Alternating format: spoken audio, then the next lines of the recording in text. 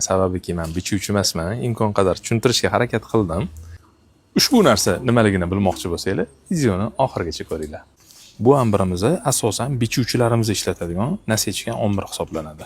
Bu lekalarda kichkinagina teshuvchi nasechka hosil qiladigan maxsus ombircha bo'ladi. Buni hozir qanaqa ishlatilishini ko'rsatib beramiz. Tasavvur qilinglar, mana shu bitta lekala andoza. Buni tabiiyki mel bilan chizib olasizlar.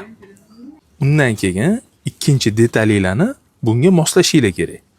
Uning uchun mana bu nasechka ombirni olib turib, shunday teshuv qilasizlar va mel bilan belgilab qo'yasizlar. Ikkinchi detal, uni ham xuddi shunaqa belgilab olasizlar va bu nasechkaga parallel tushish kerak bu.